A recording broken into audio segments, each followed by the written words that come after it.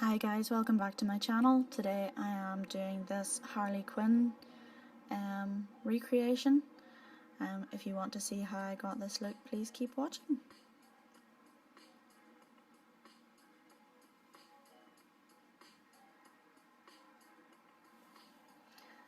So I am a little bit out of focus for part of this video, but you can still essentially see what I'm at. It was my own fault for not focusing the camera before I started, not checking it, but I used to have a mirror sitting behind the camera and we had to move it when we put up the TV in our room, so yeah, I can't just check it as easily anymore. I'm going to have to buy a monitor, as well as sort out my sound issues, which is why I'm doing a voiceover again. So just to show you the reference picture I was using for Harley Quinn, it's always good to use reference pictures so you keep yourself right. There's a lot of little details with her, you know, like the drag marks coming from her eyeshadow and the tattoos on her face, so it's always good to sort of use a reference picture to keep yourself right. So I'm using two of the lightest foundations I have, because the whole thing with Harley Quinn is that she's jumped into a vat of acid, I think, so she's leached all the colour from her skin and her hair. And I normally wear fake tan because, to be honest, I probably would be that pale naturally, so using some of the paler foundations, as you can see, it's no match whatsoever when I put it on my skin, but it'll serve the purpose for this makeup. I did already have some makeup on, but I think I was doing this at night after I'd worn it all day, so I didn't see much point in taking it off before I started. So I'm just blending the foundation in with a blending sponge, which is damp. I find it gives you the most natural, even finish whenever you do it with a sponge. Brushes have never worked for me with foundation.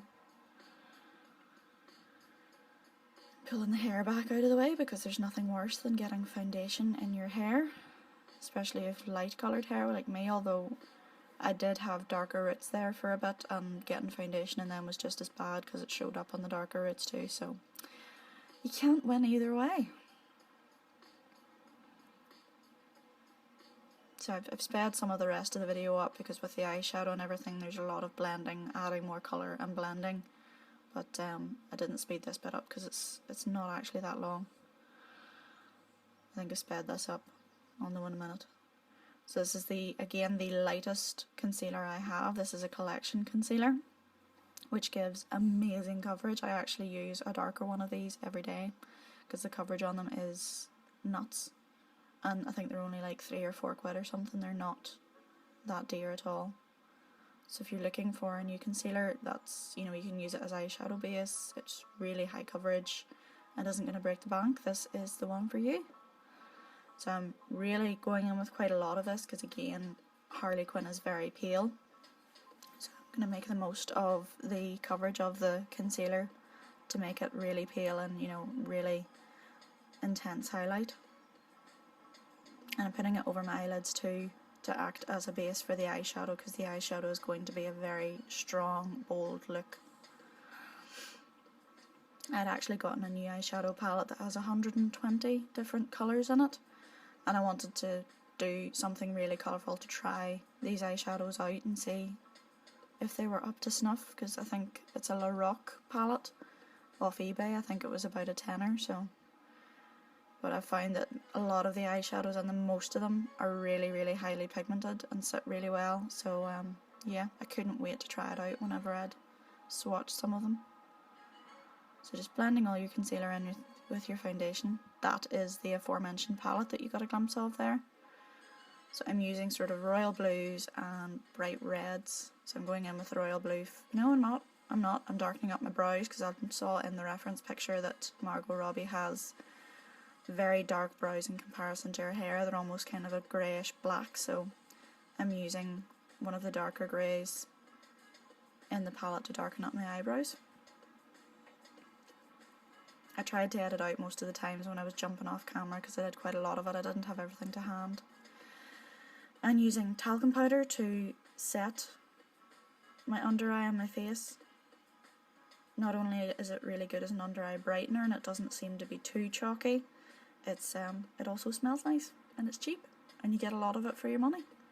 So going in with a Rimmel contour palette I had, I'm just going in with a contour brush, and I'm doing quite a bold contour. just for the look. The look in its entirety is bold, so I thought I'd do my contour bold as well. And with the blue shadow. Now this one wasn't as shocking as when you'll see my face when I put the red one on, but they're still very, very pigmented, and I was still very impressed. I'm using a flat packing brush to put the colour on initially, and then going in with a fluffy brush to blend it all out. Now I do already have a transition shade on my eyes to help with the blend from the makeup I was wearing earlier in the day, so I just kept that and used that to help me blend. So I'm picking up more blue with the brush as I'm blending, so I don't blend away all the colour, blowing away the excess because the fallout on it's ridiculous.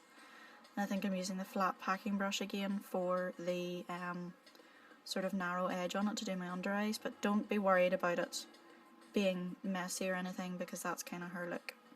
And I took my finger and stuck it in some of the eyeshadow and dragged it down just at the corner of my eye there to do the smudges that she has. I'm brushing away the fallout. Where do you see this? This is the red. I have no idea what I'm doing there, but this is the red. And ooh, my wee face. The red was stunningly pigmented though. Just goes to show you don't have to spend a fortune to get decent products. You just have to give them a go and see. So again, adding more onto the brush to blend out, so that you're not brushing away the colour, because you really want the colour payoff in this. It's not, in no way is this look subtle. Subtlety is nowhere near this. And again, just using my fluffy brush to blend away any of the fallout, and I'm having a wee dance to myself. And just a beauty blender then to touch up my under eyes, because it still had some of the concealer and foundation left on it. So I'm using a Rimmel metallic eyeshadow to do my inner corners. I didn't realise how quick this would be when I sped it up for doing the voiceover. Oh well. And doing a brow highlight, of course. Wouldn't be without a brow highlight. I think I also use this with a bigger brush to highlight, but that's later on. First of all, I am going in with a felt tip liner. I think it's a Bare Minerals one that I'm using, but it because I'm holding it at an upwards angle, the product isn't coming out, so I have to kind of work at it to get the product out. I've already drawn on the heart on the other side of my face. My camera kept on cutting out all the way through this, so all of a sudden I have tattoos on my face when you haven't seen me do them, but I got the filming of the rotten one, which to be honest is the more complicated one anyway. And I did this in the mirror, so I think in the mirror I drew the letters backwards, so that whenever you were looking at me with, you know, your human eye, the letters came out the right way round. Did I? I can't remember. I did. I drew them on backwards in the mirror, so that when you looked at me they would be the right way round. Although I did a Joker look as well, and could not physically suss out how to write the damage backwards. My brain just was not working when I did that one, which I think I did straight after this one, so yeah. I wasn't terribly happy with the way that went on. It didn't go on as smoothly as I'd hoped, which is why I scrunch up my nose. So I'm using lashes. I have no idea what they are. I've had them for years, since I was a student, but they're really bold. I don't wear them often at all because they're massive on my little eyes, and I probably didn't realise this at the time, but I spent 26 sped up seconds, probably twice as much, probably a minute, gluing the eyelashes off camera. So it's a really boring 26 seconds of me looking down, but needs must.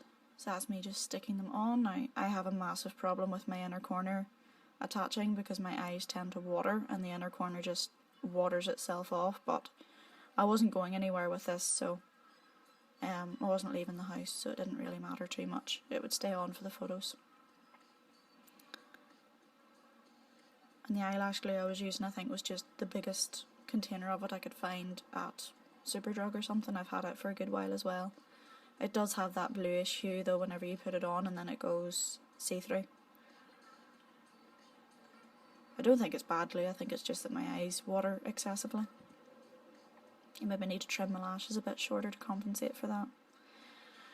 So I lifted another liquid liner that I have that's not a felt tip, it's like a wand in a pot, and I used that to darken up the rotten because I didn't think it was sharp enough. So I just went over it again.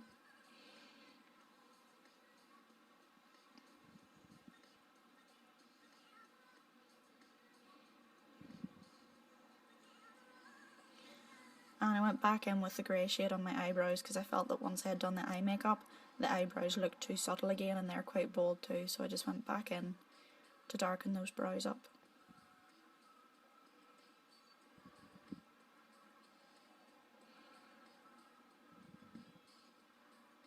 You can see those lashes are massive on my lips. So taking a red lip liner, the brightest red lip liner you can find, that's what is good to use for this one because her lips are bright red in the movie, so that's what I used. Excuse me while I shift because my backside's going numb. So I just lined my lips. I slightly overlined, I think, because Margot Robbie has quite full lips because she's just jammy. She's just either naturally endowed or has a good plastic surgeon. And again, diving off camera because I don't have everything to hand that I need. I will learn. And I'm just using a bright red liquid lipstick that I have. I think it was... what's in the box of those? Coco Cosmetics or something.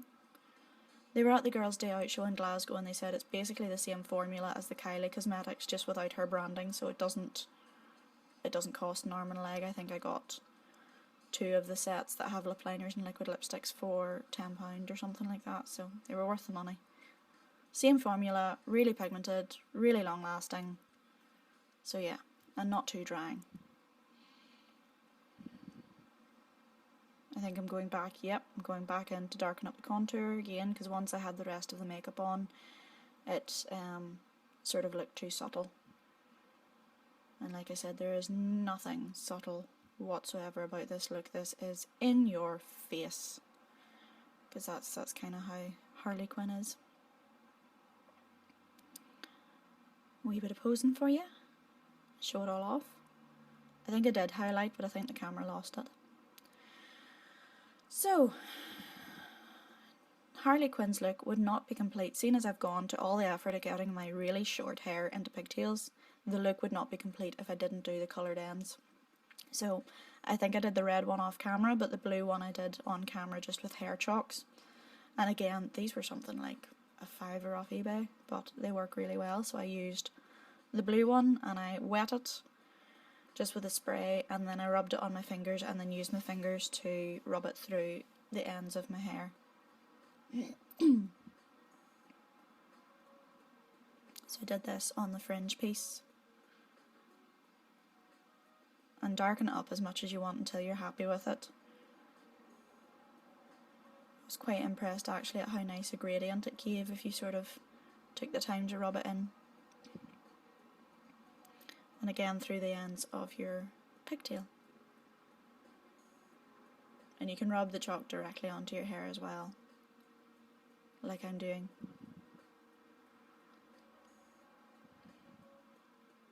These pigtails look ridiculous because my hair is so short, but they serve their purpose. I think I wanted the pigtail darker as well, so I sort of went in with a bit more blue. I'm actually impressed at how well it stands out at the back too. So after you've done this, your hands will be bogging, so I nipped off to wash them, did the red, washed my hands again, because you don't want to turn your hair purple rather than red, and came back to give you another little pose. And I love how yellow my teeth look against the white foundation and my bleached hair. Awesome. Guys, thank you for watching. This has been quite a quick video, but if you enjoyed it, please like and subscribe. Bye!